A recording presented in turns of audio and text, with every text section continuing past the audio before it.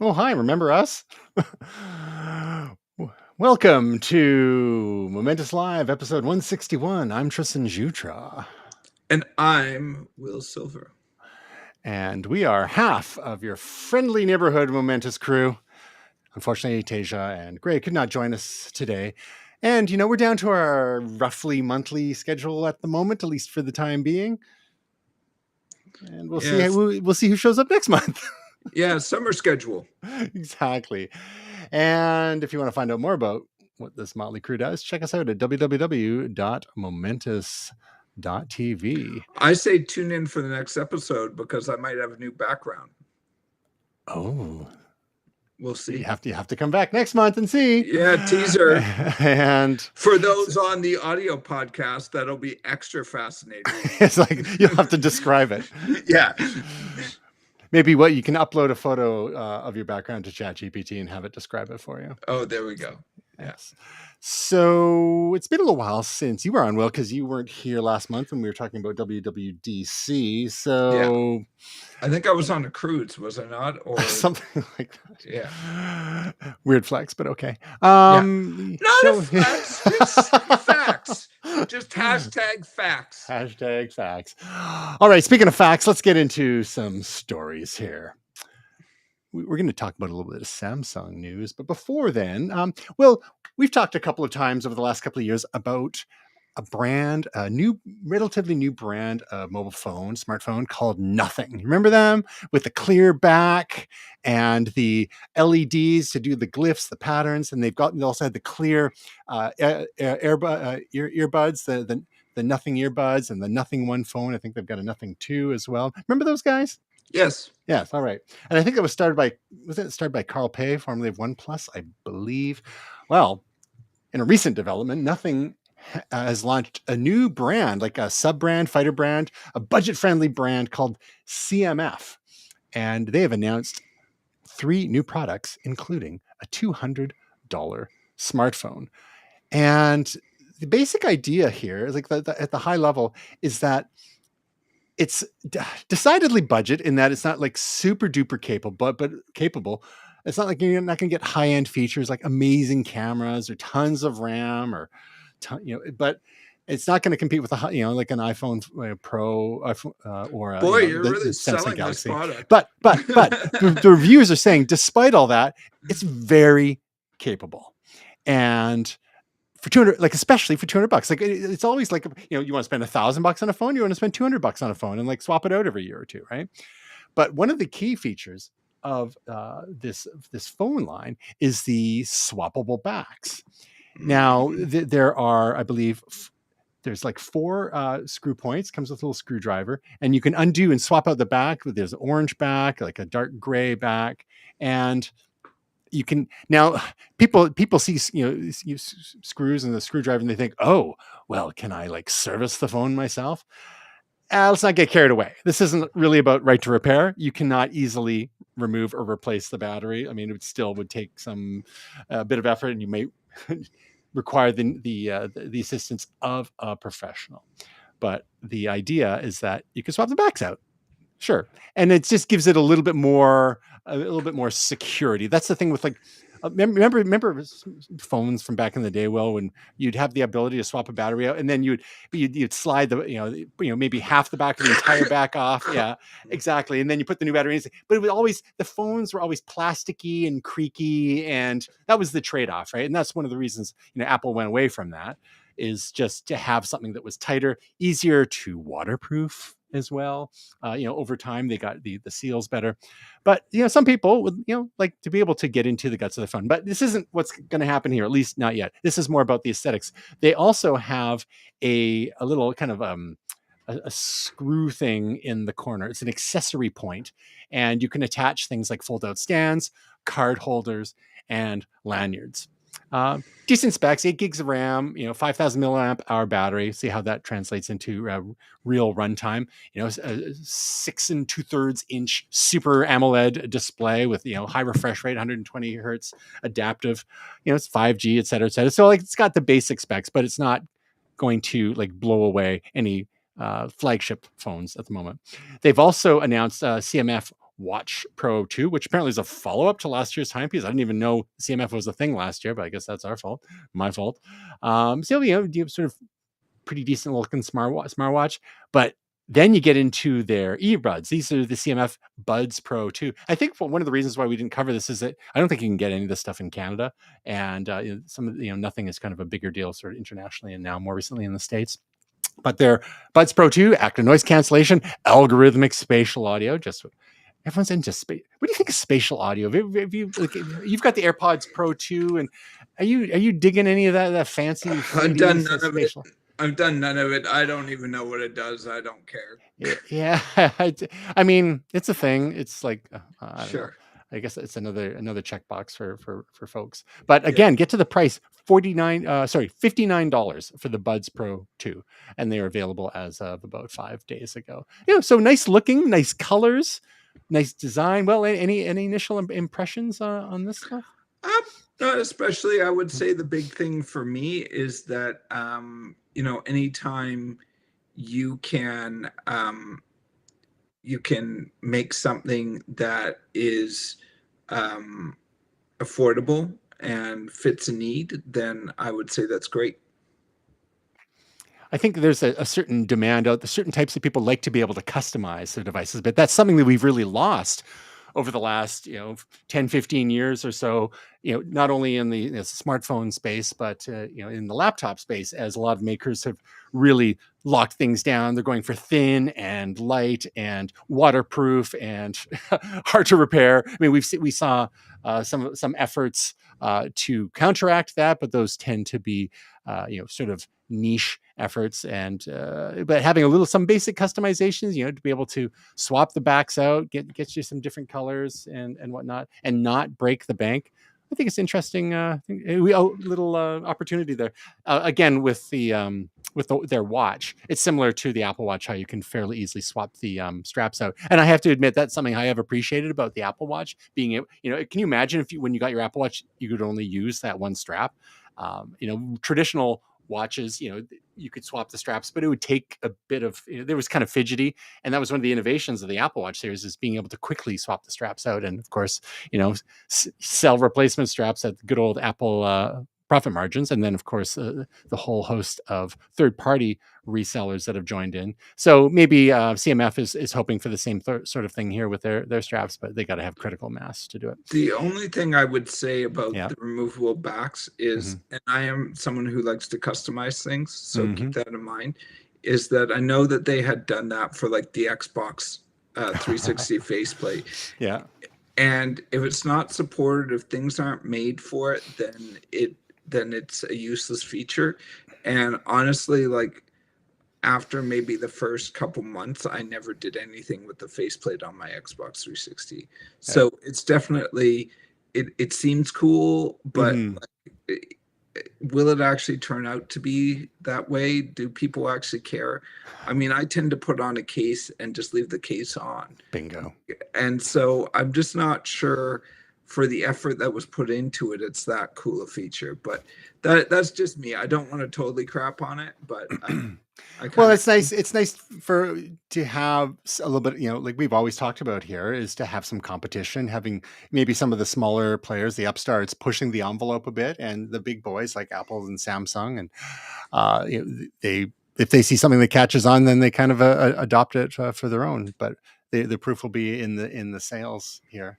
And like, I think to your point as well, there are probably lots of things that we buy for a certain feature that sounds kind of cool and it sucks us in, and then we don't actually end up using it that much. Just like, oh, it's nice to be able to do X, Y, Z. For example, how many people, like back in the day, were buying phones with replaceable batteries that actually went and bought extra batteries? Right? Like I did, because I did too. Money, but like, I don't know if most people did. Yeah. Boy. All right. So let's move on to one of our two main topics this month is Samsung Unpacked 2024. Now that was last Wednesday, and just with the timing, we tend to do this, our recording on Tuesday evening. So we're a full 6 days late here, but we've had a chance to, let things soak in a little bit. The the key products that were announced were the Galaxy Z Fold 6, the Z Flip 6. So they're 2 series of foldable phones, the latest iterations. It's hard to believe we're at version 6 already of both of those. Galaxy Watch Ultra, and the Galaxy Ring, which had been teased earlier this year, and there was very little detail with that. So let's start with the headline of the Galaxy Ring, which was getting most of the buzz. I mean, right off of the bat, Will, I got to say, you're supposed to wear it on your forefinger, and like, I don't know, man. Like if Like you're a going monster. yeah, if you're going to Lollapalooza, maybe, and it's the '90s, and you're wearing rings on your, like, why not a thumb ring while we're at it, bro? Like, it's just, Yeah. But I get some people, they want to wear it on their, their ring finger, but you have another hand. So I mean, I don't know how many people are really going to want to wear a ring on their forefinger. But let's just go over some of the main features here. Of course, this is a competitor to the Oura ring, which has been in the marketplace for a while. These devices are focused on health and wellness. To track metrics such as blood flow, skin temperature. You can keep track of your sleep score. And this is especially helpful for people who don't want to wear a smartwatch to bed with them overnight. I've been doing that with my Apple Watch for the last few years, and then just charging up in the morning. But understandably, a lot of folks don't necessarily really want to do that. But it can, see how you're moving around, what your heart rate's like, your respiratory rate, and the like. Also helps with tracking your cycle if you're a woman, and the temperature is to do with that. There's an accelerometer in there too, which can help with gestures. And I think that's where this gets kind of cool too, especially if it integrates, if you can get it to integrate nicely with your Samsung Galaxy phone, whatever you have. And there's things going on, whether it's dismissing notifications or what have you. I think some of that is kind of TBD as to what you'll be able to do with that. What else we have here? Oh, automatic workout detection. So I'll run it 7 days on a single charge, quick charging case, which is apparently quite attractive. $400 for this ring. So we're up into, this is US. So we're up into watch territory price, like for the at least entry level watches. Starts shipping on the 24th. Now, Will, as someone who has entered the smartwatch territory, well, you've been a fitness tracker guy for years and years now, and then you got your Apple Watch Ultra 2 last year, which is pretty. It's a pretty thick boy. What is your how attractive to you is the idea of having something that is much less intrusive, either maybe not a full replacement for, but a complement to your smartwatch, and and you could do things like track stuff overnight if you didn't want to wear your watch overnight. So I see the reason for this. I know that there's people who are there for it. I've had conversations with people at my gym, and some people are really keen on things like this as secondary devices to use, as well as a fitness tracker, like a wrist-based fitness tracker. And I am definitely on team data, as you've said, like quantified self. Quantified. I really like that input and content to help try to lose weight or to push myself to work out more. Having said all of that, I'm not interested in a ring. I'm just not interested in it. I think the other thing is I like having a display. I like having some feedback that's on my wrist that I can quickly look at. And for me, it's the form factor, the wearing it on my finger, I'm not interested in.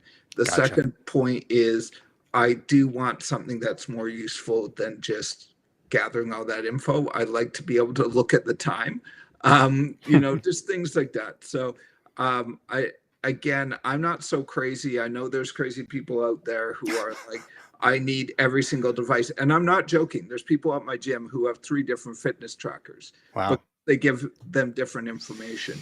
and or they sleep with the ring, or they wear a watch, or they have another thing, or whatever it is. That, like, it is a thing for some people. I'm not saying it's common. I'm just saying I know a couple people, and yeah, I mean, I don't get it myself, but um, more power to people that want a device like that. So I'm not hating on it. I'm just saying it's not for me. Okay, so let's rewind a few years before you had a smartwatch, maybe even before you had a fitness tracker. Did you was there a period of time where you didn't wear a watch at all? I think so. Yeah, I think And there was, because part of my thing is I wore a watch for years. I don't know mhm, if you remember. I had a bunch of watches. I yes, wore watches. yes. I still have watches in my drawer. So I used to wear a watch a lot, and I had a bulky watch, and I mean, as you know, and maybe some people at home know, I'm a designer. I'm a web front end designer and a UI expert, and just do other digital design and creative things, including music. And I just found a metal watch was getting in my way. Hmm. It was hurting my wrist. It was just, so I would often take it off. And I got to a point where I think really what changed it was when I got a smart watch or a Hmm. smartphone, because then there was like a watch in my pocket. So it wasn't as convenient as on my wrist, but then it's sort of when I, got an Apple um, iPhone, like it took a year or two, but maybe around 2013 or 2014, the watch disappeared, Hmm. and went in a drawer, and or my watches went in a drawer, and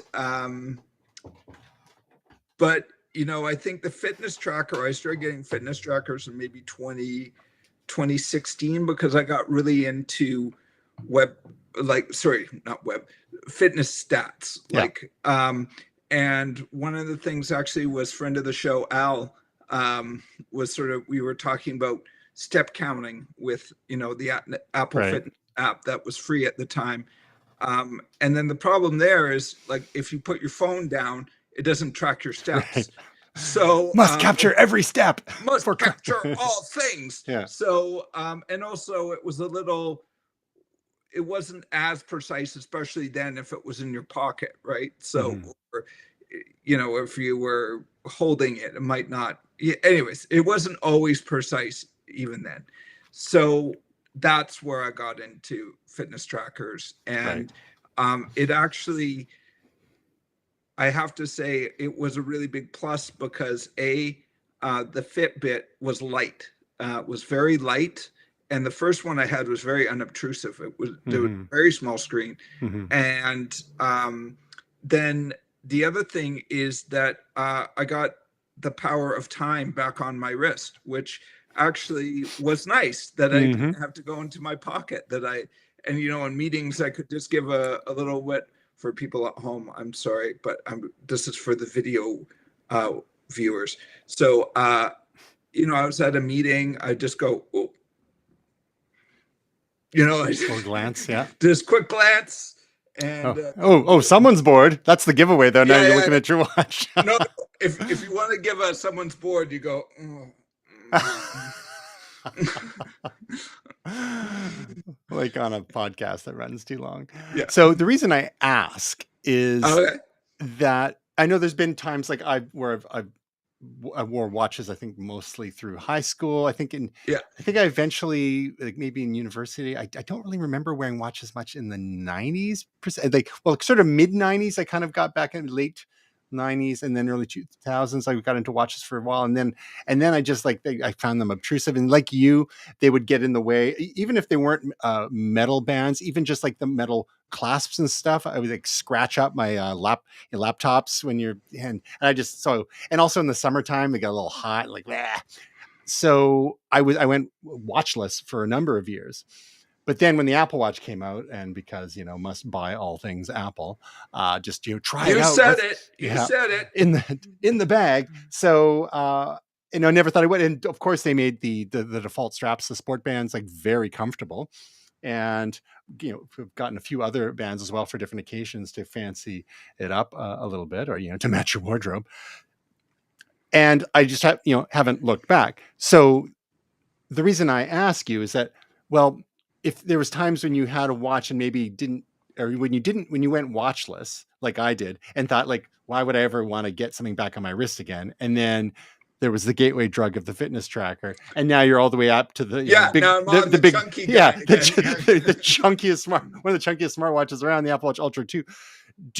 Could you imagine a future whereby you're like, oh, well, maybe I'll try out one of these ring things. Like maybe they've gotten a little slimmer, maybe a little display on them. So, you could, my friend, you could see the time on it or whatever. And if you ever wanted to dispense with the Apple, your chunky Apple Watch for a certain type of event or whatever, then it's there. My friend. Yes. That itch is being scratched. I don't see any need to switch at this point.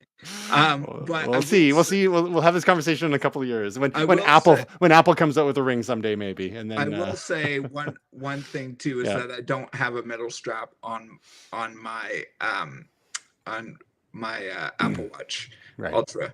But I am noticing this is like a plasticky band that I got. I like it. I like the look of it. And I didn't mind it. I got it maybe in February. I didn't mind it for the first couple of months, but now that it's getting hot, it's a little sticky. Delightful. And I prefer the cloth bands for when it's hot. But the only problem with them is they get a little stinky. So sticky or stinky? Sticky, stinky, sticky, stinky. Bodies are great. Yeah. Okay, so we won't have to worry about the Galaxy Ring for a while because it's only going to work with your Samsung Galaxy phone, at least for now. Plus, you look like a wiener. We'll watch this space. So if Apple ever does get into the space, maybe you'll be eating your words, and I think I would be into trying it again. Bad with money. So we're going to skip past lasers, maybe. Yeah, exactly. So speaking of smartwatches, Samsung also announced the Galaxy Watch 7 and Galaxy Watch Ultra. Again, sort of incremental updates. Powered by Wear OS 5. The Ultra, great name, is ranges in altitude from 500 meters below sea level to 9,000 meters above it. Water resistant to up to 100 meters. Titanium frame. Go for 100 hours in power saving mode and 48 hours when exercise power savings enable. Okay, what's the general use? Come on. I mean, might as well tell us like how long it'll last with the display off while you're at it too. Like, it would be nice if they actually told us just like an average time. But multi-course workout tracking for things like triathlons, personalized heart rate zone and emergency siren to bolster safety. I think there's a siren on, we've seen that on Apple Watch too. Peak brightness of 3,000 nits, so nice and bright. You can even look for signs of sleep apnea. New programmable quick button. Where have we seen that before? Apple Watch Ultra. And, various other, specs. The Galaxy Watch 7 comes in the 40 and 44 millimeter sizes, starts at $300. The Galaxy Watch Ultra, only available in the 47 millimeters, another thick boy size, and costs $650. Of course, these are all US prices. They'll be available starting on July 24th. Again, these will only work with the Samsung Galaxy phones as far as I know. I mean, maybe they'll work with other Android phones too. I think they're only Samsung. Now, there's been a little bit of debate, however, when you see some of the photos of the Galaxy Watch Ultra. I'm just gonna pull up a link here from Daring Fireball. John Gruber from Daring Fireball was commenting on a tweet from, or I guess an X post from Quinn Nelson of Snazzy Q.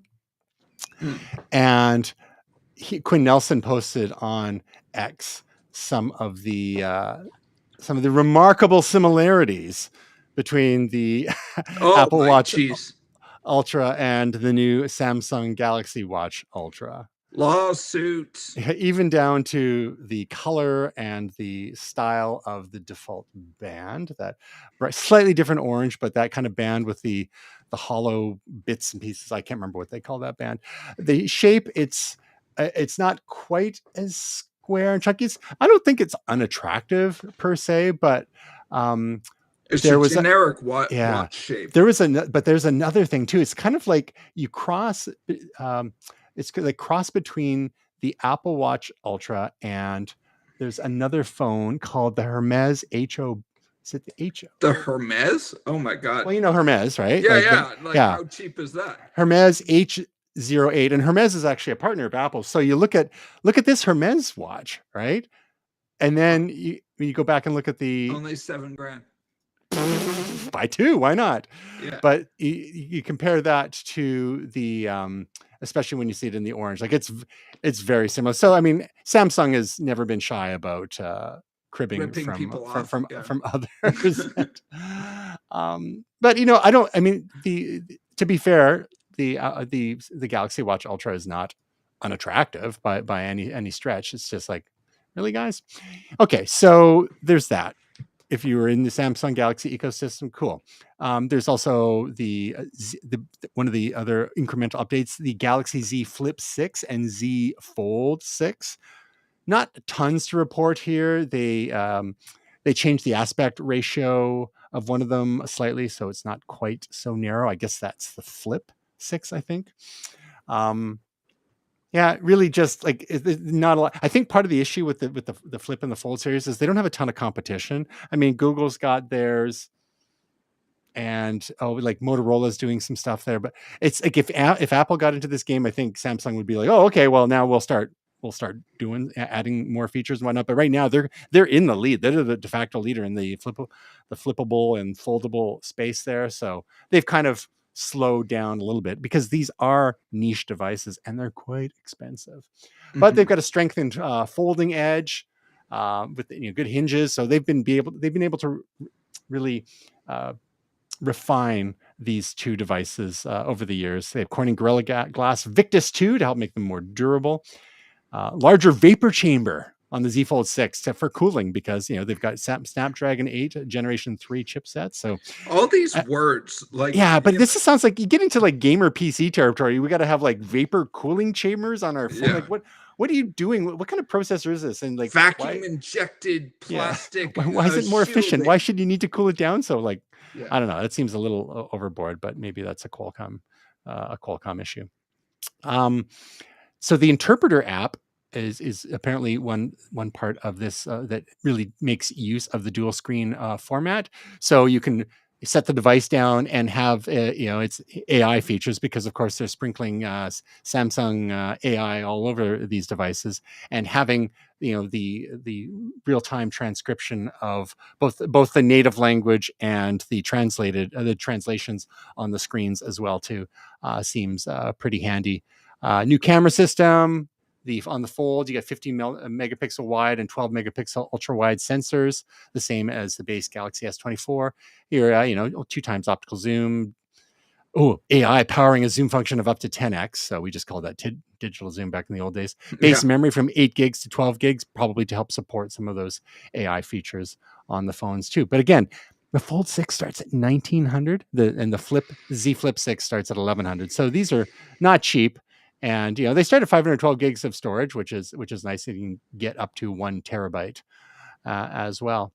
So now, do you remember like what a debacle was that? How many years ago was that when the first Galaxy Fold came out, and like people were accidentally pulling the screen protectors off them because it looked like you should be able to, and there was grit was getting into the hinges, and there was but I mean, credit to Samsung, they just kept iterating and refining, and every year new version, and believe it or not, here we are at year 6.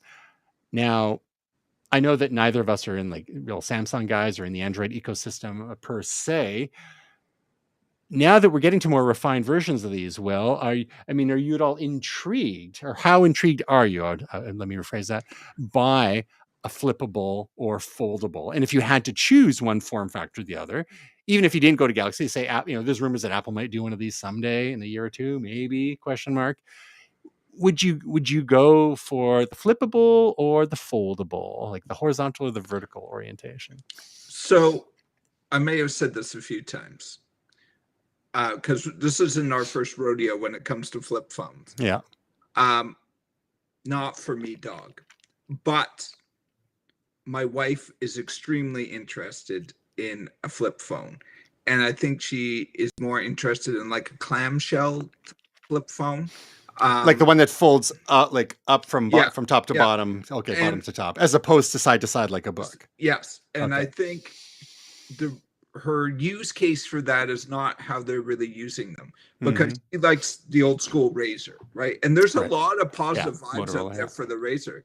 Mhm. A lot of people like that phone. It Yeah. was sort of the height of flip phones. I Super remember it thin. was Yeah. super thin. People loved that And phone. they've resurrected it too in smartphone form. They kind of. Yes, yeah, because the name has cachet. The Yeah. name has nostalgia. But you know, the way she wants to use it is, "Good day to you, sir."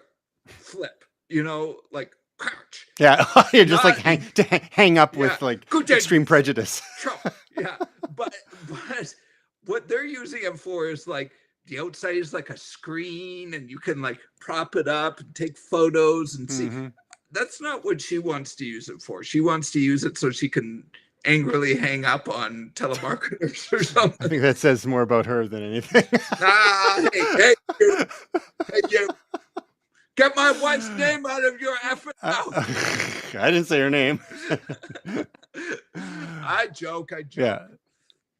No PG-13. I just said F. All right. So she's a maybe. So maybe birthday or Christmas time. Well, there you go. No, yeah. You just got to drop $1,100 US on your. I think here you go. Anniversary gift. And then we passed our anniversary. Oh well, that's true. I mean, it's better than here. I got you an Xbox for anniversary. I got you a bowling ball. Simpsons reference. Yes. Okay. So now, if it came to you though, someone put a gun to your head and said, "Okay, he's going to be flip or fold. We're going to you're throwing your flip as well." Yeah. All right. So I'm not sure what it would be like. I mean, the idea of the fold is nice, and it's more. I guess if you were like a stylus user and wanted to use it more for note taking and like a mini tablet, that's the move there. Like if I didn't have an iPad, maybe that's what I would go for the fold. But if I was keeping it, a proper tablet as well, like the flip might be the way to go. I've got a friend who's got a flip. I don't know which one it is. I think it's a Samsung one from a couple of years ago, and he really likes it. Look, I'm just gonna say, like, I think this is useless. I think it's stupid. But at the same time, that's some strong coffee. Okay. Well, finish your thought. At the same time, at the same time, like you said earlier, I appreciate people trying things, and I'm not like the people on the internet that are like, "It's not for me. It sucks. It shouldn't exist." It's like, look, if people like this, that's great. It's just not for me. So like, it's not for me and it's useless. I mean, come on. No, it's useless for me. I just see it useless, but some people have a use case for it, and that's cool. And it doesn't. Not everything has to be for everyone. Yeah. So, I mean, if you're asking me, I don't love these, but I love that people are doing them and trying things, and if people want them, great. That's how capitalism works. It's like if people want to own something and people are trying different ideas and they're successful, then they'll be profitable, and that's great. Who are we to judge? Yeah. Speaking of not for you and useless, we might have some bonus content at the end. Oh, great. Some extra to share with you. Okay. So, and then last up, they've got some earbuds. Breaking news, another version of the Galaxy Buds 3 and Galaxy Buds 3 Pro. Again, some people said, "Oh, look, they just look like the AirPods, whatever." And like, sure they do. I mean, there's only so many shapes that earbuds are going to go, but they are quite a departure from their previous ones, and they do look much more like the Apple's offerings, both in the Pro and non-Pro versions. And the cases look kind of similar too. But they've got a clear top and whatever. I like the clear top. I do have to say, I like the aluminum finish or the metallic finish and the aluminum top. But pro tip: don't get the clear top on the white one, because then you'll see all the grime and grit that accumulates in your case. Turns yellow easy, ladies and gentlemen.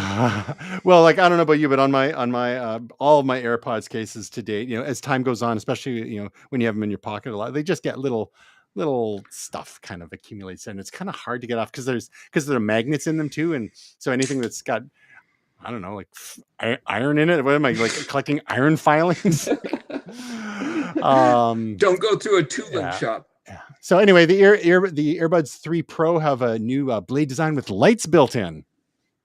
Okay. Yay! And the non-pro ones don't have lights, and they've got mics for analyzing sound, to optimize audio quality, and active noise cancellation. So a lot of, like, it's a nice upgrade, but pretty much table stakes for the earbuds, wireless earbuds nowadays.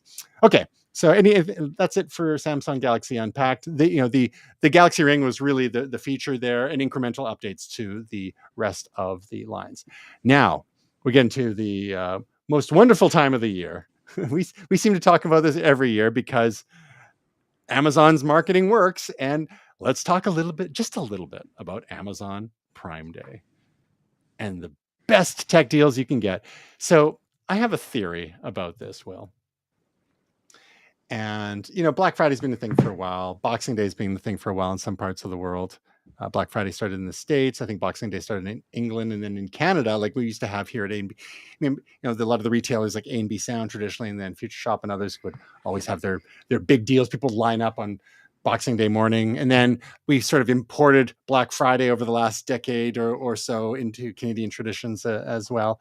But now Amazon, the marketing evil geniuses at Amazon have, like, every summer now for the last couple of years, 3 years. Is this the third year now? They have Prime Day, but it's not one day. Well, it's 2 days.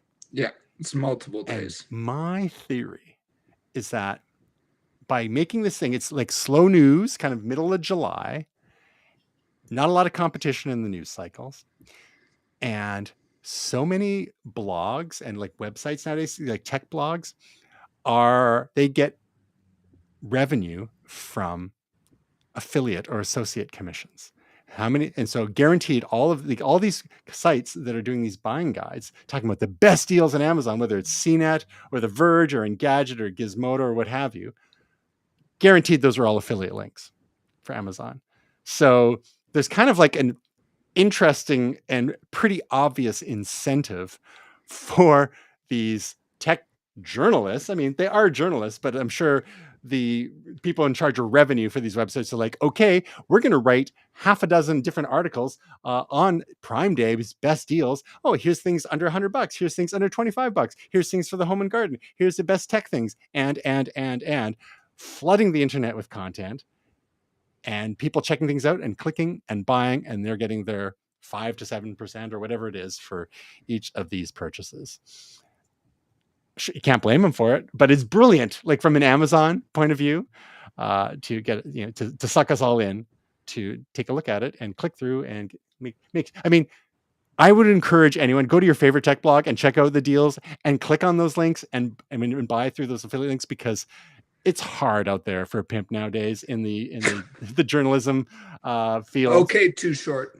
Tech and otherwise, right? So they need all the revenue they can get, especially with AI slurping up all their content and regurgitating it in one form or another, sometimes accurately and sometimes not. Not to mention the search engines doing their own versions of that too, like Google and others. So it's tough. But like, just a case in point, on The Verge, we've got the best Prime Day deals you can get. Prime Day deals Spotlight, the best Prime Day deals on headphones and earbuds, the best Prime Day deals on smart speakers and smart displays, the best Prime Day deals on tablets and e-readers, the best Prime Day deals on TVs and streaming devices, the best Prime Day deals on phones, the best Prime Day deals on laptops and computer accessories, the best Prime Day deals on smart home tech, the best Prime Day deals on robot vacuums, the best Prime Day deals on smartwatches and fitness trackers, the best Prime Day Bluetooth speaker deals, the best Prime Day deals on games and gaming accessories, the best Prime Day deals on charging accessories, the best Prime Day deals on Verge favorites. So there's another little bit too. A lot of these tech blogs and websites, they have reasonably good SEO, and because they're news sites, they're getting crawled. SEO being search engine optimization for those playing at home. And the search engines, namely mostly Google, are indexing them very frequently. Not like most of our regular everyday garden variety websites where we're getting re-indexed and crawled maybe once every month or two. These guys are getting indexed daily or sometimes multiple times a day because Google's looking for news content. So you get all these. Is there? You think like why do they have such repetitive titles here? Because these are the kinds of things that people might actually type into search engines. It's Prime Day. People know now Prime Day is a thing. And what are they looking for? Oh, I'm looking for the best Prime Day deals on robot vacuums, as an example. So a lot of this stuff is being, I think, keyed in specifically for SEO reasons too. And they've only got a couple of days to do it. So they're a lot of times they're getting these deals up beforehand, because a lot of this stuff is pre-promoted by Amazon too, even if the deals don't go quite live quite yet. And sometimes they're limited quantities as well. But so before we talk about some of the specific deals, well, yeah, any sort of high level thoughts about the Prime Day phenomenon? Do you think this is like capitalism gone too far? Do you think this is like a nice, distraction in the middle of summer when, it doesn't hurt to look for, a gadget deal or two? Well, I mean, people love sales.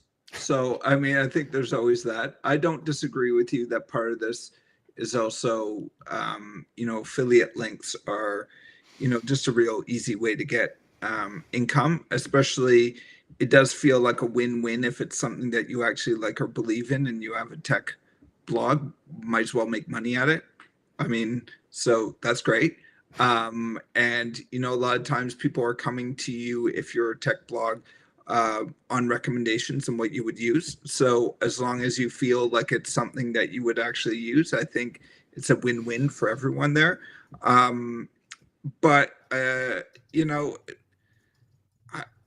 yeah, I mean, I think it is an interesting phenomena how it has become so popular, and either because people's love of deals or just this sort of machine that's feeding itself. I mean, it's hard for me to say, but yeah, I mean, I think it definitely has exploded in the last 5 years.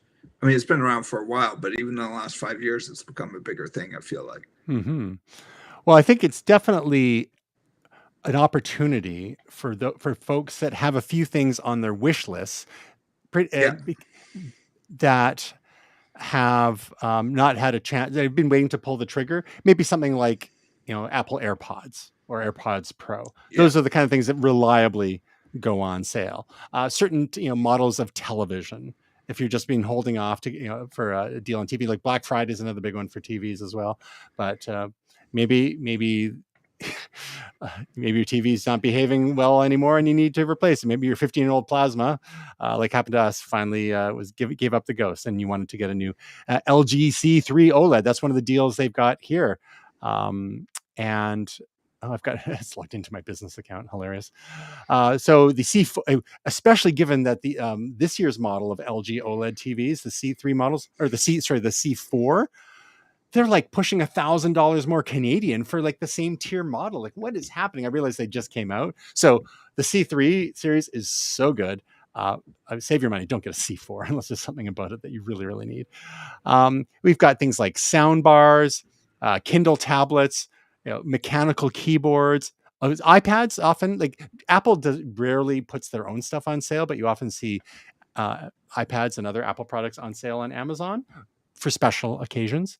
The 8-bit Do retro mechanical keyboard. We talked about this a couple of months ago. We've got not only AirPods, but things like Beats Fit Pro earbuds from Beats, also owned by Apple.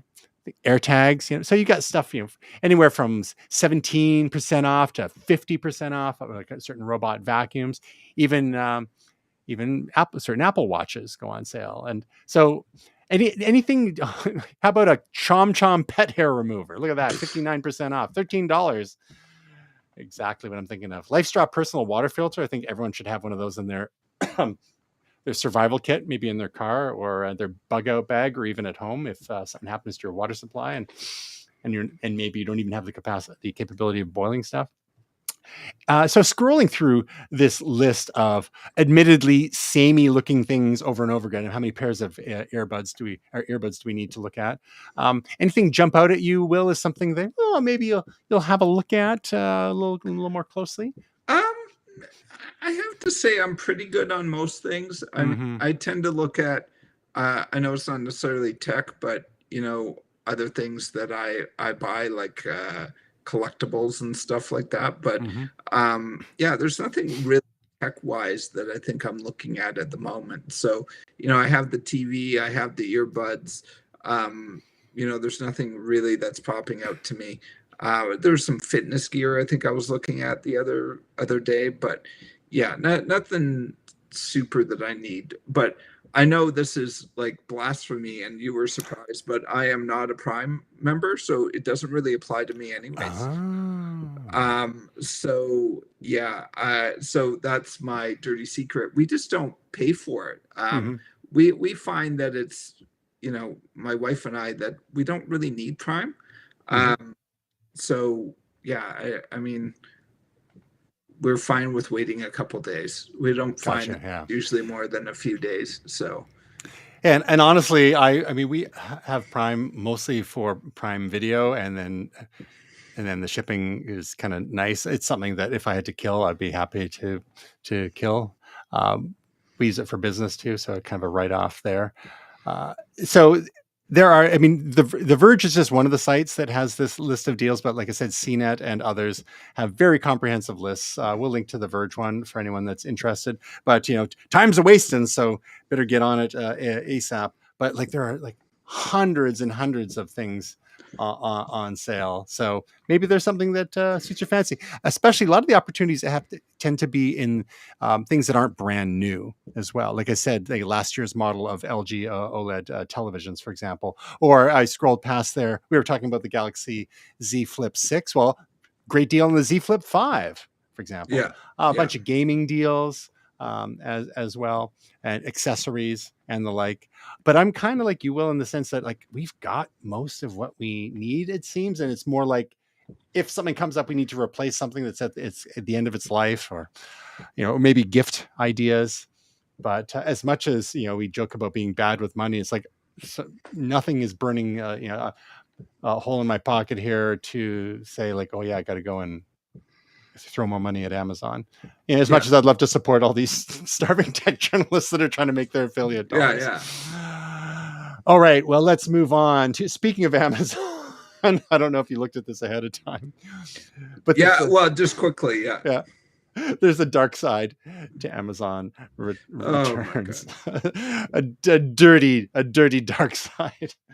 So apparently, when you return stuff to Amazon, they claim that they inspect items before they get resold in their warehouse, like as you know, as like as not as new, but as like kind of repacked or refurbed or whatever, open box or what have you.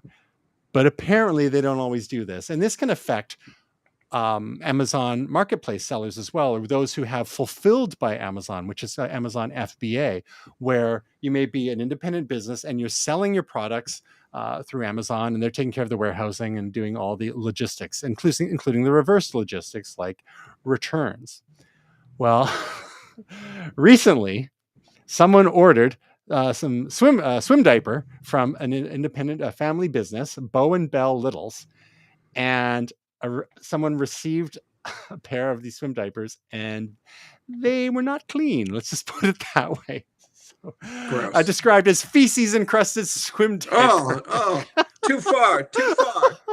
The diaper arrived used and was covered in poop stains, the review said, urging readers to see pics. So the problem here is that someone got this horrific order in the mail, and they wrote a review, and it kind of blaming the maker of the diapers. And then they had said, I'm assuming in the review, it said, I'm assuming someone returned it after using it, and the company simply did not check the item and then shipped it to us as if it was brand new. Well, that's the thing, is like Bow and Bell did not even touch it. It was Amazon that handled this, but they're getting the bad review. And apparently they were just gearing up for growth mode and been buying a bunch of inventory. And now they're in $600,000 in debt because their sales tanked because of this bad review. And people are like, oh yeah, finding it helpful. So what happens is when people find a review helpful on Amazon, you can give it like the thumbs up. Amazon has their own algorithm, which increases the visibility of the review, be it positive or negative. So it's just like poop tornado for this of bad luck for this mom and pop shop. So, okay, so a couple of things here. If you're going to return something to Amazon, don't be a jerk. Clean it up. Yeah. Don't, Yeah. and if it's biohazard grade material, maybe just like eat the cost and don't return it at all. That's just like bad karma there. But otherwise, make sure you've included all the bits and pieces, as much of the original packaging as possible. Life happens. Sometimes things don't quite fit the bill or the wrong size or what have you. Be a good reverse logistics citizen. Let's put it that way. And especially, if it's something that is, from an independent company, a small company that's, just trying their best to make it in this crazy world. Mhm. And as a reviewer, if you buy something, if you're seeking out a deal and you get something that's, refurbed or secondhand or whatever the case is, be mindful of reviews that you make and then leave on the site. Don't just assume something, right? The problem is this poor little mom and pop shop, they said to Amazon, hey, no, this is like, blah, this was you guys, this wasn't us. And Amazon left it up. It was up for ages and ages while their business continues to tank. It's finally been taken down, but has the damage already been done? So it's a bit of a horror show. It's an interesting story, but it's like one of these things we don't really think about when it comes to reverse logistics. Do you remember a few years ago, there was this trend on YouTube where people were buying these pallets of Amazon return items, and it was kind of like this meta unboxing thing where they got to unbox a ton of stuff, and it was kind of exciting and interesting, and there's a lot of crap in there, but sometimes a few gems. So imagine that, except you only get one thing, and it's got Gross. poop on it, and it hurts a small business. So I know this is a bit of a sideways step, but this that's makes what we're me here for. Think a little bit of the whole documentary. What's it called? Into the Storm, which was about 4chan and everything. And one of the people in that was writing negative things about 4chan and the person who ran 4chan. And what he would do is he would write it in like Wikipedia, and then some journalist would use it as a source, or some article it as a source, and then it would become truth, right? And not necessarily that it was 100% a lie, but it might be from someone's point of view, or it might be skewed reality. And so these type of things do have an impact, right? It only takes two people to agree, or one person to retweet, or not 100% check their sources. So it's something sort of going under the radar on Wikipedia, and it's truth once it's on there. So yeah, and then people use that as a source. And the writers will sometimes use it as a weapon because they know where they're posting it will be sort of recapitulated far and wide across the internet and can do some real damage. But it's a good analogy there. Be careful out there and don't be jerks, folks. All right. So speaking of things that come from our bodies, you remember in the Dune books and movies, the still suits? Gross. So apparently at Cornell Medicine and Cornell University, they've designed a Dune-inspired spacesuit that recycles urine, which should help prolong spacewalks. So as we know for years and years now, like when it comes to space missions, when you're putting stuff up into space, it's expensive. Every single ounce has a fuel cost. So you need to recycle as much as possible, especially when you're thinking about missions to the moon or Mars, whatever. You need to recycle as much as possible. On the International Space Station, 98% of urine and sweat is being recycled. So yesterday's pee is today's tea, as they say.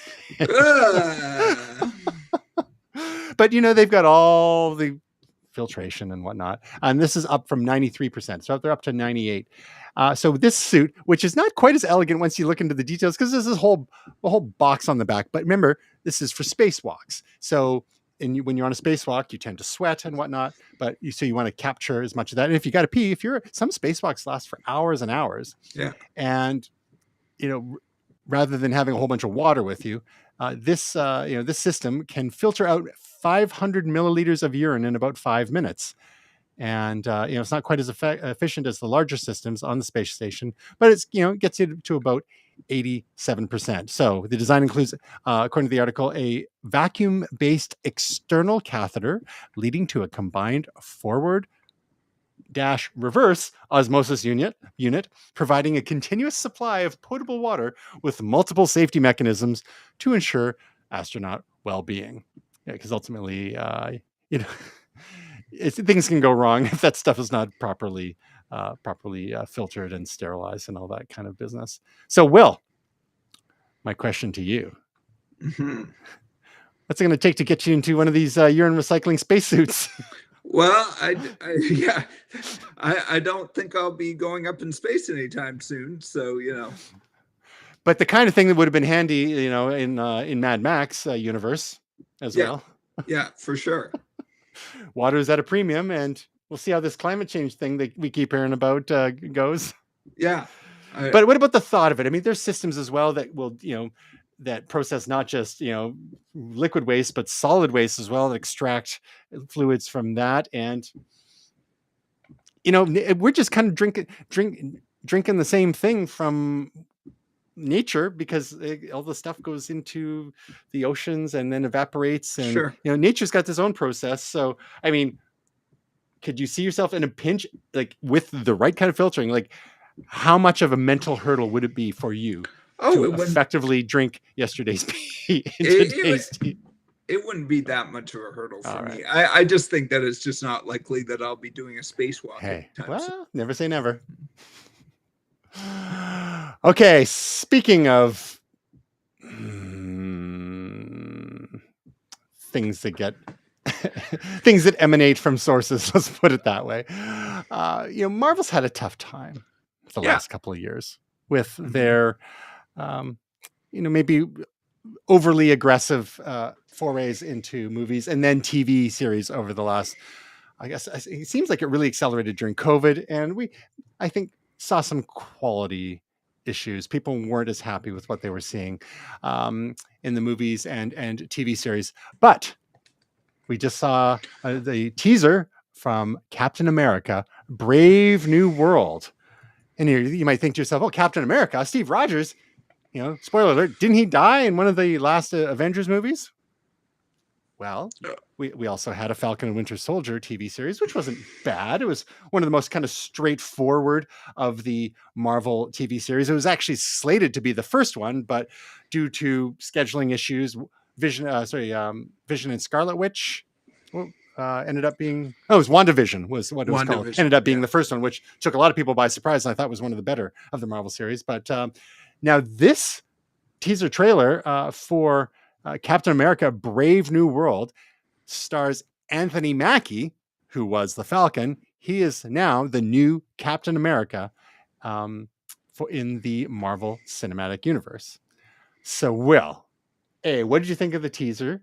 And B, what does this represent? The opportunity does this represent for Marvel going into the next phase of the MCU? So I thought it was really good. I really enjoyed it for a trailer. Yeah, I mean, I still have to see. I mean, I think the thing for me is, I'm in.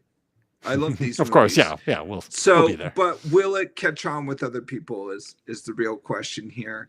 I think they really do have a lot of problems getting past, the phase 1, phase 2, and the classic Avengers, Iron Man, Thor, Hulk, Steve Rogers as Captain America. And, again, this happens in the comic books. I'm used to it. I'm open to change, and I love these stories. But I just wonder how much other people will be in for it. The real big thing here is, and we see pictures of it further down, you were just scrolling, is Red Hulk's going to come in. So, I mean, who's that? A lot of regular people like, isn't Hulk green? Who the heck is Red Hulk? So that's the big thing in this movie. So, and this trailer sets it up a lot. Again, for those who have spent too much time inside reading things, and this is sort of, I worry that to your point, how much do people care? Is this just fan service? So we will see. Having said that, I'm all in. this looks great. I want to see it. I love it. I thought it was a rekindling, a classic Marvel, at least from what you can glean from the trailer. You never know what the final movie. I'm in for it. It looks great. I'm keen on it. I just worry that they're going down the same direction of too niche. But we'll see. We'll see. And again, I'll probably I like the Marvels. Nobody liked the Marvels. I like the Marvels too. It was better than expected. I think low expectations. I loved it. Yeah. So I mean, like, this is where I mean, I think I have to also appreciate that I'm not everyone is like me, you know. So I say that again. Yeah. Thank God, says Tristan. But no, I mean, so I also have to understand that I'm not necessarily, well, I might be the target audience. I'm not the, desired audience. They really want everyone to watch these movies. Of course, yeah. We want to get back to billion-dollar movies, right? Yeah, like the last couple of Avengers. So unfortunately, I think if you want to get back to the billion-dollar movies, you have to have Steve Rogers, you have to have Iron Man, you have to have Hulk, you have to have Black Panther. Rest in peace, Chadwick Boseman.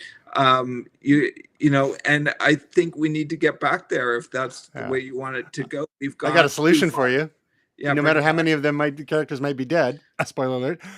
Multiverse. Yes, exactly. I mean, Deadpool and Wolverine. That Wolverine is not the Wolverine we know from the regular like X-Men 20th Century Fox X-Men movies before they got acquired by Disney, Marvel, and Disney, right? Like, that's like a different universe's Wolverine, but it's the same actor and a lot of the same vibe, so it's fine. Well, the thing that I think is interesting is that instead of bringing back the old people, they're pivoting towards Fantastic Four and X-Men because of the shiny new toy that they acquired from Fox. So, I mean, that's an approach, and I love the X-Men. The X-Men are like pretty much my favorite Marvel characters when I was a kid. That was what I got in on, is the Chris Claremont run of the X-Men in the 80s and Jim Lee drawing them in the early 90s. So I mean, that's my jam right there. Like, the X-Men is my jam, but I sort of wonder, is that going to be enough for people, or do they really want to see what they saw 10 years ago? And to be fair, like, the X-Men sort of from Fox, the original trilogy anyhow, kind of paved the way for Iron Man, right? Yeah. So they did a lot of heavy lifting there and sort of primed the mainstream audiences for the onslaught of comic book inspired movies, which had been a juggernaut for a couple of dozen at least. The juggernaut. Literally. Until things have sort of been running out of steam. So I think one of the key turning points is going to be Deadpool and Wolverine on July 26th.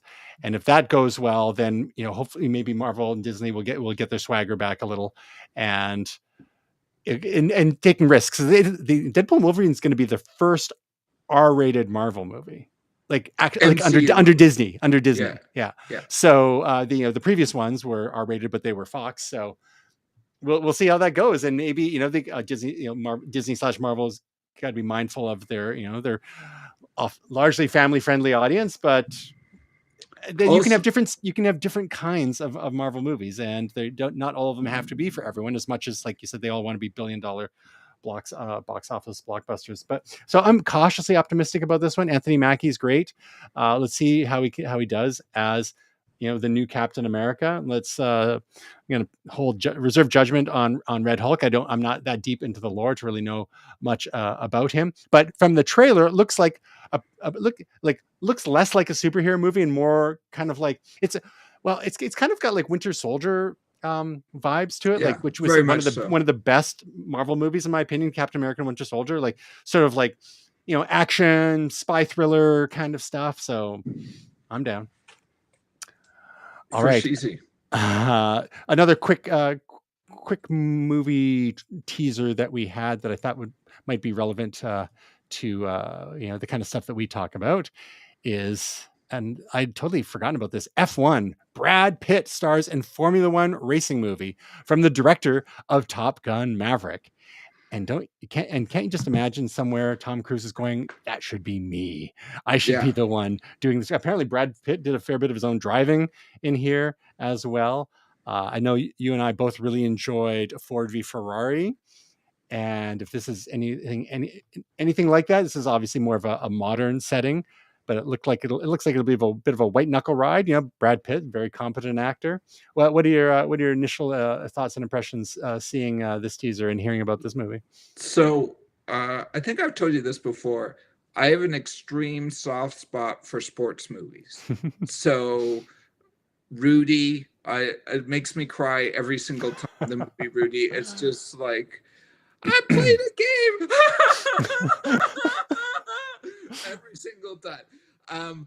I like Ford v Ferrari. I mean, I go back to Days of Thunder. I hate stock car racing, but I love that movie. It's so cheesy. It's got great actors in it. Built-in drama too, right? Built-in drama. Yeah. And a movie that almost no one talks about these days. I feel like, maybe I'm wrong, but people I know never talk about it, that I like a lot and my wife likes, is Driven with Sly Stallone. I don't think I've ever seen that. It's a good movie. We should watch it. Okay. It's about F1. So there's a lot of racing movies. There's not a ton about F1, I feel like, or at least big Hollywood movies. So yeah, I recommend that movie. So yeah, check that one out, or we should watch it. That's a non-pick of the week pick from right here. But yeah, I'm in for it. Looks great. Bardem is in it. Brad Pitt. So it looks good. All right. Well, I suspect we might be seeing that one together in the theater. And when does it come out? July 7th. No, that doesn't make sense. That's summer next year. Okay. And see, the Captain America movie is also going to be early 2025. It's the British Grand Prix. That's July 7th. So. Right. So yeah, we'll just keep us waiting a little bit. But yeah, like it's. I mean, you could totally see Tom Cruise in this movie, right? Oh yeah. But Brad Pitt, I guess he's the new Tom Cruise. But yeah, I'll have to check out Driven as well. One just teeny little bit of gaming, not really news per se, but something I stumbled across that I thought you might get a kick out of, Will. Yeah. Did you get a chance to try this out? About 5 seconds. Super Moxio Brothers, a loving homage to level 1-1 of Super Mario Brothers, with art done entirely by typewriter characters, and just the whole. We've talked about a number of fun variations of Super Mario Brothers games, but this is like a whole another level. So I guess they basically just digitized. Whoopsie, I died already. Digitize a bunch of type. They built the world using an old type of typewriter. I've never been good at Mario Brothers because I didn't grow up playing it. I grew up playing the original Mario Brothers, not Super Mario Brothers, because I never had any Nintendos.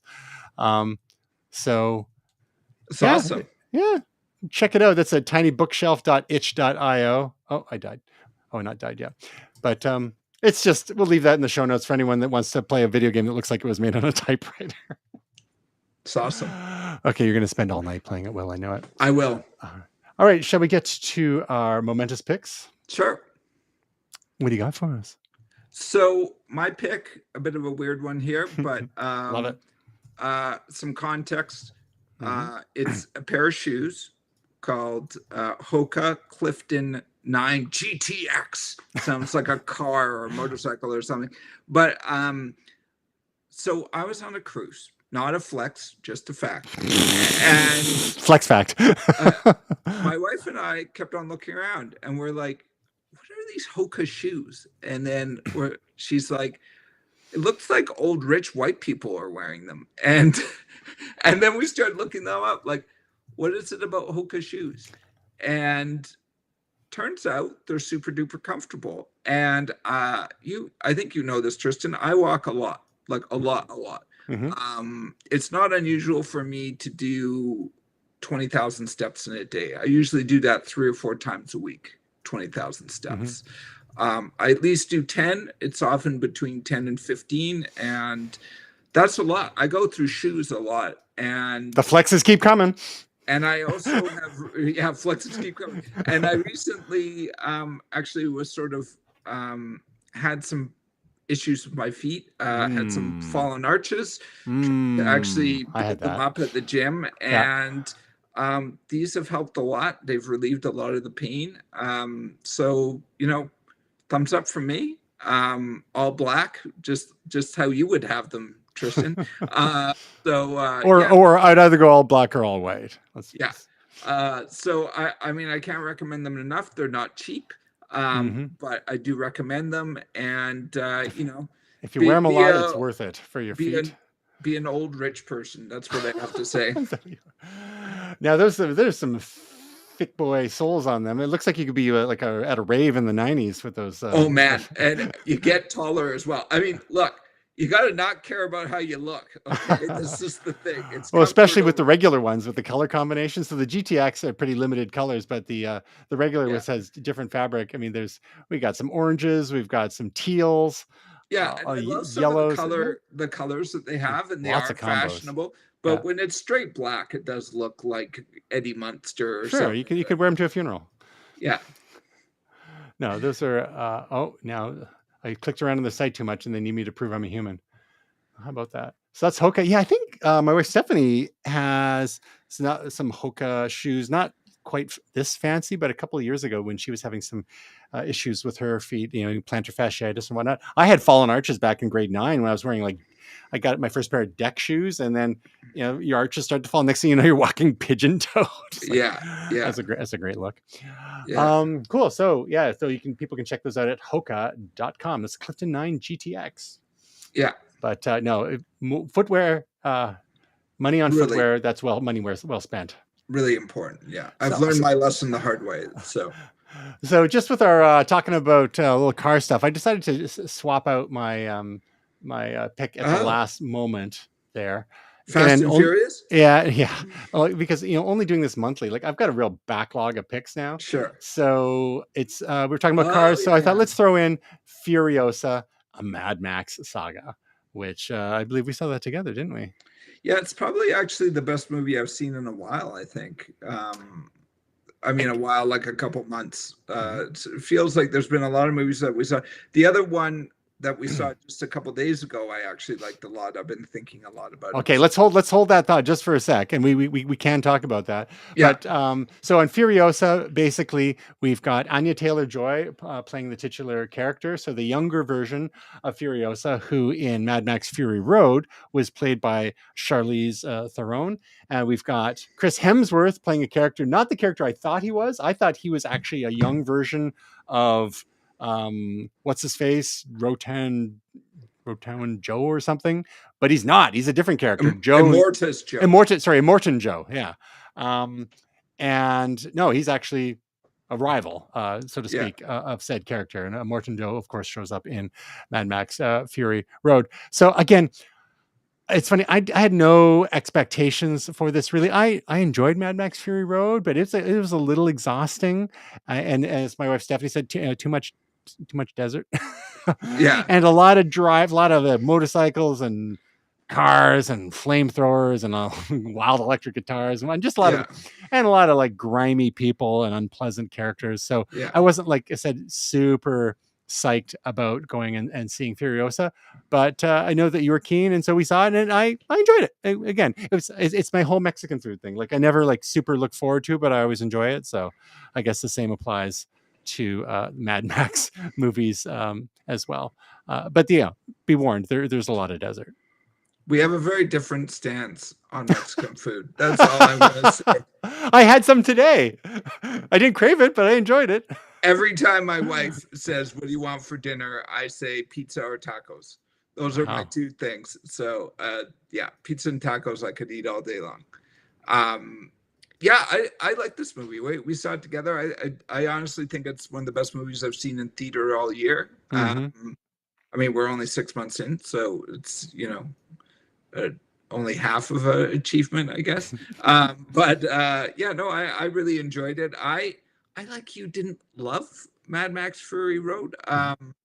And I do find it's not really my genre, the sort of apocalypse hockey mask, leather nightwear that people are wearing. Well, it depends what circles you travel in. Yeah, I guess it's just not quite my thing, but I actually thought this was a really compelling movie. And I have to also say, I wasn't super psyched about it because I do have a bias against prequels. And the thing is, like, there are prequels I like. I'm one of the few people in the world who likes the Star Wars prequels, but I think you don't do a franchise. You damage it by doing prequels because it's not really what people want. And that's sort of what I've learned from being a fan of not just Star Wars, but other things that have done prequels, and they've been problematic at best. Very few prequels I think are good, and this is one of them that or I shouldn't say are good, like help advance the story. And I feel like this actually was a good prequel. So okay, so we're forgive us, we've already gone long here. Anyone that's still with us now, this little conversation, and again, there's only two of us, so let's have bonus picks. So you mentioned one before we get into the other one that we just saw on the in defense of prequels. My original pick, momentous pick for tonight, was going to be A Quiet Place Day One, which I know that you didn't have much interest in seeing because you will get scared. I don't like to live in horror. I like to be happy.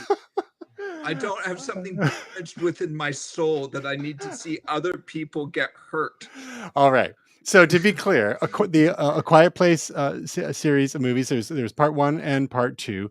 And I finally convinced my wife Stephanie to see them, and they're quite well done. They're not like typical horror movie.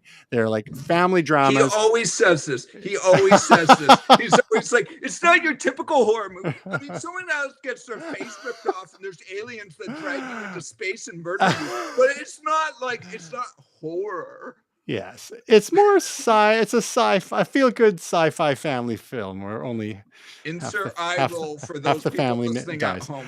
Right. So anyhow, but I got Stephanie went and watched the first 2 Quiet Place movies with me because I knew that it wouldn't be they're not too scary. They're tense for sure, but she likes the Alien movies, and I know you do as well. So that's the thing. Well, that's like, if you like Alien, I think you could do this, because these are my favorite Alien movie is Aliens. Yes, which is an action movie. People say an action movie, but it's got some dread. I like the first one. I like Alien. Yeah. Okay, so I'm just saying you could give A Quiet Place series a try. Anyhow, the first 2 were great. Stephanie liked them, and she liked them enough to come and see A Quiet Place Day One in the theater with me. And it stars Lupita Nyong'o, Joseph Quinn, Alex Wolff.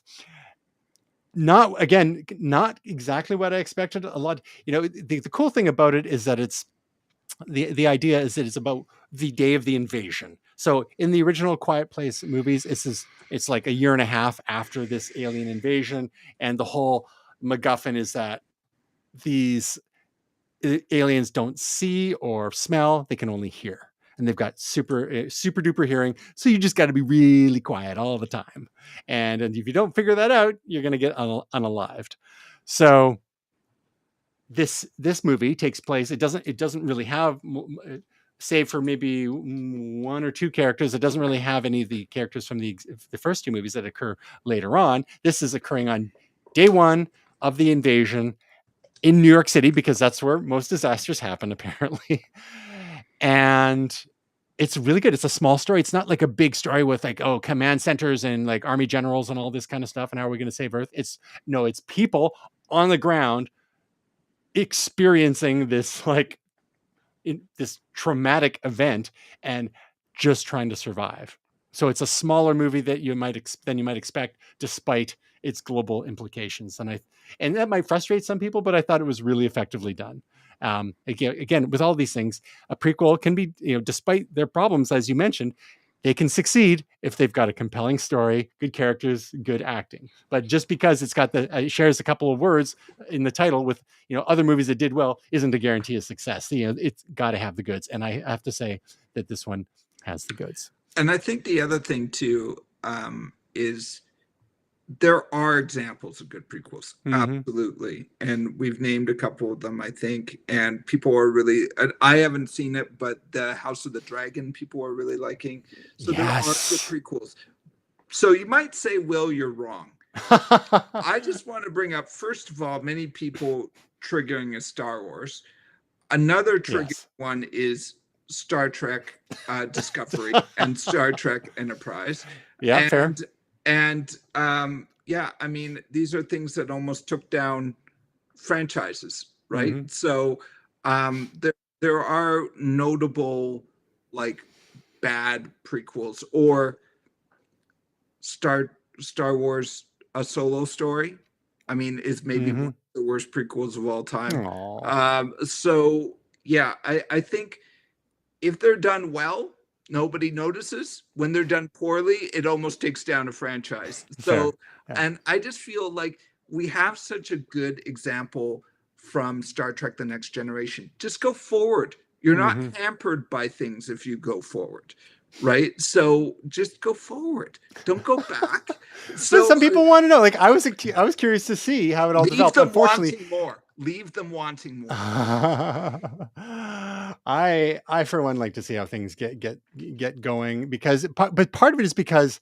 But then people are disappointed because they have something else in their I mean, part of it is like putting yourself constrained by what's happening. Yeah. Oh, I know this person's not going to die because they're in the next movie, or they. No, but that was the brilliance of this one, is that these characters aren't in the sequels. Yeah, I'm not. So you don't about this movie. I haven't seen it, but so I'm you just don't saying, know. like, no, I'm saying prequels in general. Yes, I'm not talking about this movie specifically. I'm just saying. Yes, I mean, we all knew, but Furiosa, we all know she's going to survive. Sure. But it was still a good movie. So this was, again, just to stay on that theme of actually the exceptions here to the prequels tend to be crap rule. And someday I'll watch all three movies with you. Will. Again, I'm saying the best case scenario is that it's okay and you don't remember it, and then the worst case scenario is it almost takes down the franchise and pisses everyone off. We'll get you to watch these three movies, and I'll hold your hand. Never. I'll get you to watch all of Justice League Unlimited and Avatar: The Last Airbender, the animated series. Yeah, challenge accepted. Brew some coffee.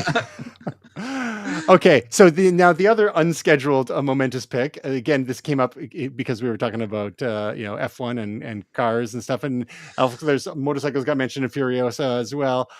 The movie that you and I just saw. Why don't you tell us? So this can be your bonus pick. How about that? This is the Bikeriders, and this is starring Tom Hardy and Austin Butler and Jodie Comer. Yeah, Jodie Comer. Great cast. I really enjoyed this. Tristan asked me afterwards, "Why did you want to see this?" And I was curious. Yeah. So I have a thing about stories about criminals. So it sort of started with The Godfather and Goodfellas, and I've watched documentaries and read books, and I read all of Mario Puzo's books, both fiction and nonfiction, and seen a lot of movies both on bikers and the mafia and other sort of gangs. So I've always just found the subject interesting. And this was a very fascinating movie. One of the things that sort of haunted me after was how much of this was realistic, because it is based on a book.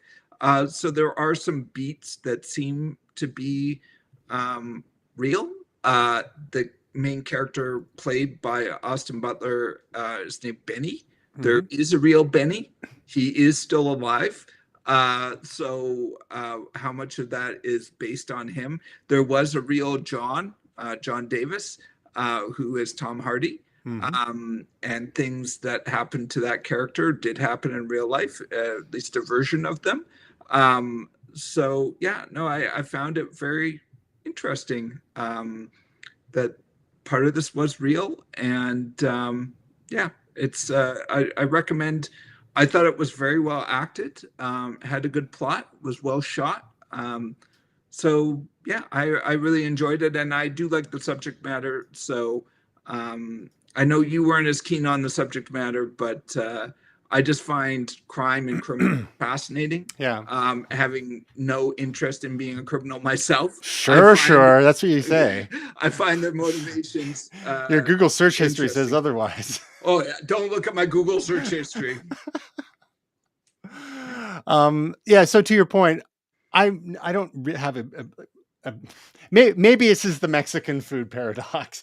Like Yeah, I don't really go out seeking movies about crimes or gangs or anything like that, cartels, biker gangs. Like I've never watched Sons of Anarchy. Like to yeah. be fair, I did watch what's the I didn't watch Narcos, but what's the movie directed by Denis Villeneuve that had Penelope Cruz in it? I think was.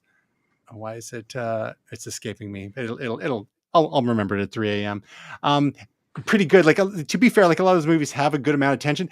It's like so Sure, much of it. It's just like a lot of this is just so unsavory, and there's so many unlikable sure. people. And I don't have a lot of sympathy for people who do crimes, honestly, as much as I joke that we should do Yeah. more.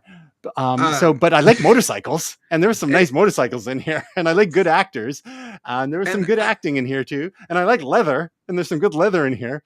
that So, is the one thing that gets me about these movies is that a lot of times like Goodfellas or like Wolf of Wall Street, mhm. like people like, oh, that's awesome, I should do that. It's like it's a cautionary tale, people. And also the other thing is like it is I like it not because I think they're great people. I just find it fascinating to see Yeah. their as someone who is very far removed from that world. Mhm. I find it very interesting to look at that world. I never want to be a part of that world. That's the thing that's crazy to me is that people that watch these movies and want to join the mafia or want to become a crook or something like that. It's Mhm.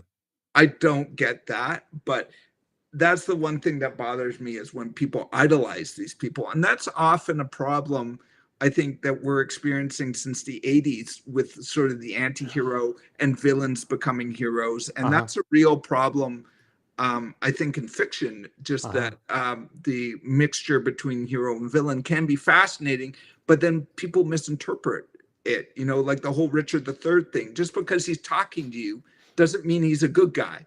He's Yeah. talking to you about doing bad stuff. He's not a good guy. But you think by default that because he's talking to you privately and he's telling you his inner thoughts and motivations that he's good, but he's not. He's not a good guy. Here's something that I didn't realize, and it might have gotten me more excited earlier about this movie, is that it was written and directed by Jeff Nichols. Mm, And he might be best known for Mud, which starred Matthew McConaughey. He hasn't done a lot. Um, he's written half dozen movies, and written and directed maybe 8 movies. But one of the ones that he wrote and directed was Midnight Special, starring Michael Shannon, which I really, really liked. It was kind of like a little father and son sci-fi story mm. about a boy that has some supernatural power, and it was really good. So cool. Like this tracks now. Good storyteller, and just very different subject matter. Good supporting cast too. We had we had Michael Shannon was in this in the Bikeriders as well. We've got a small appearance by Norman Reedus that folks might know best from The Walking Dead. And he's big into motorcycles. He rides a motorcycle in The Walking Dead, but he has his own another TV series all about like motorcycle stuff and whatnot. So perfect fit for Norman Reedus. Great teeth in this movie too.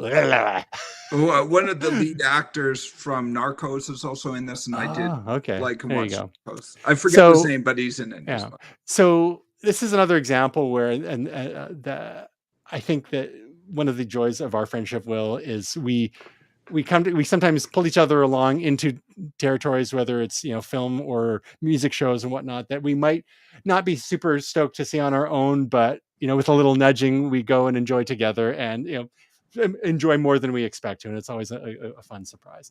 For And I've sure. actually got little goosebumps right now. Just thinking about Oh, it. It's a little misty and sentimental. But yeah, so the Bike Ride is yet another bonus momentous pick. yes. Um, And Midnight Special too. See also Midnight Special. Oh my God. From 2016. Stop it. I think I saw that with friend of the show Dave back at in International. I've never seen it. Yeah. All right. Let's where's your pick of the week here? Not your pick of the week, your project, momentous project this week. We got another gold tooth. You asked me, I have a ton since last time I was on, so I couldn't remember. I just chose the most recent one. Sure. Okay. Gold Tooth Volume 9. People seem to like my Gold Tooth loopers. So yeah, this is more like trap, hip hop, grimy, bassy, and people really enjoy these, and I love doing them. Nice. So if you want to find out such all-time classics as Hell on Powwow Power Wheels, Shell Toes and Shenanigans, and Drunk Unicorn, where can people find you, Will? They can find me at tabletist.net/Molotov. Link in the show notes. Yeah, link in the show notes, and Tabletist Table Beats app. Nice. We'll have links in the show notes so you can go and check out Will's latest beats and the ones you missed. Yeah. Very quickly, one of our missing quarters, Tasia Custodi, has every week she's got another YouTube video for us. This one actually has done really well. Google Maps AI tricks, 10,000 views already, just posted 5 days ago, where she presents the best Google Maps AI tricks. So it is what it says on the tin, basically. You can go, you can find her information at youtube.com/Tasia Custodi and TasiaCustodi.com as well. And I should probably put your thing on the screen. Here we got your tabletist.net/artist/Molotov for Will stuff there. And speaking of Tasia, our other little thing, AI named this show. Current episode is about AI and the environment. We talk a little bit about Google and their net zero energy goals, and maybe thanks to AI, not going to meet them. Mm-hmm. So if you want to find out about all the good news about the power consumption involved in AI and how that's torpedoing corporate sustainability goals, you can check it out at www.ainamedthisshow.com. Also, you may see, Will, there's a little in the image, the hero image we used for that episode. I know. Do you know what that's from? Watership Down. That's right. And Watership Down is about what kind of characters? Bunnies? Yeah. So why do you think I have a bunny in that in there to do with the environment? Watership Down is kind of, there's a little bit of environmental story in there too, but why?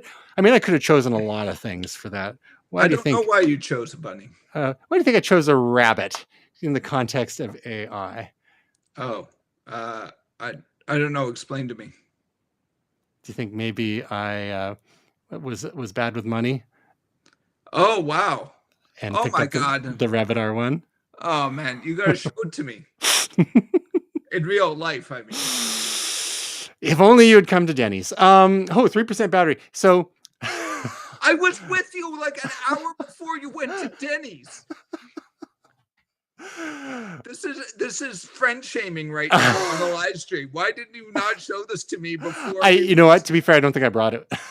So you may recognize, we talked about this a few months ago when it was originally announced, and the case, this bright orange, designed by none other than same guys who designed the hardware for the Playdate. Oh, they also make music stuff. Oh, Teenage Engineering. Indeed, Teenage Engineering. So that's cool. It's really nice in the hand. It's adorable. It's got the dedicated button for doing AI queries. Hey, let's try something. What can you tell me about Momentous Live? Researching Momentous. Live search engine now. Momentous Live is not a relevant search result. Exactly. Maybe you shouldn't have done that. No, it's perfect. It's perfect. It only talks to you about important stuff. Yeah. The AI feature. So it's basically like coming to the iPhone 16 models this fall. There's rumors of a dedicated, AI button. There's the action button that they add to the 15s that you could use to trigger. Some people have actually programmed the action button on the iPhones 15 to trigger ChatGPT. There's another way to do Using it. the word trigger triggers Yeah, me. exactly.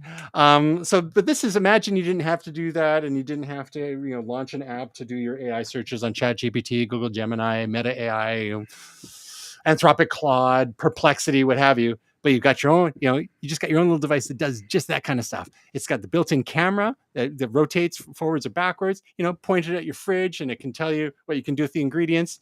I mean, it might get it 60% right, or maybe totally wrong. Who knows? It's just money well spent, ladies and gentlemen. $200 US. It's under the threshold for getting permission from your spouse. 200 is the threshold. Yeah, oh, but this is good to know. I didn't know that. Yeah, exactly. It's got a slot for a SIM card. I wouldn't do that. Like if you wanted to have it like a dedicated thing, but you can't use it for texting or for phone calls. So it would just be for a dedicated data connection. Again, if you've got a cell phone, why would you bother? I mean, you can get on Wi-Fi. You could tether it to your phone, as much as that's a hassle because it would drop the connection all the time. But it's a nice, solid little piece of hardware. The feature, it's getting smarter as it goes. They keep doing updates to it, but some of the features are only usable in the US, like summoning a ride through Uber, or you with your voice, ordering a Big Mac from DoorDash. That was one of the examples they showed a few months ago. And then there's dumb stuff like, oh yeah, draw out some numbers on the thing and it'll take a picture, it'll turn into a spreadsheet for you. Very common use case, right? But no, it's adorable in its own way, and I hope it gets better, and I hope they get their money while they can before they get crushed by the smartphones with AI features that are surely we all know is coming. I think that's going to be in the background of a tech show that we're going to do in 15 years. Exactly. It's I kind of wanted it just as a technological artifact. Hopefully it won't end up. Tristan, what do you think of the latest brain chip? I don't know. You remember the Rabbit R2? It's back there. And that's a good question. I wonder if they'll ever make it to the R2. We got the R1. Will they survive long enough to get to the R2? And what will that look like? But for now, it brings me joy. It sparks joy. Hey, yeah, you got it. Look, I'm all about living your life, for today and enjoying things, and obviously not, gambling the farm, but within reason. You can't take it with you, and life is about experiences, and enjoy your life. So we will drop a link in the show notes for anyone that might be silly enough to order a pretty much instantly obsolete device, but have a little fun and enjoy it. Doesn't matter. Yeah, put it in the museum. The animations are adorable. When you hold the button down, it perks its ears up. When it's doing software updates, it hops along and chews up the little icons on the screen. Like it's got whimsy, which I think we're lacking. We've been lacking a lot of whimsy in tech products for years and years now with our just plain slabs of glass and metal. So what also gets us excited is going for more than an hour and a half unnecessarily. I know. I need to go badly for many reasons. So if you want to find out more about us, please visit us at www.momentus.tv. Like to subscribe, podcast, YouTube, all our socials for the show and for us personally. We'll be back again in about a month to talk about the forthcoming Google Pixel event, which will be happening mid-August. So mark your calendars, whatever the mid-August Tuesday is going to be. Cool. It'll be a barn burner. Hopefully we'll get Tasia and Gray back for that one too. But until then, Will, I hope your month is truly momentous.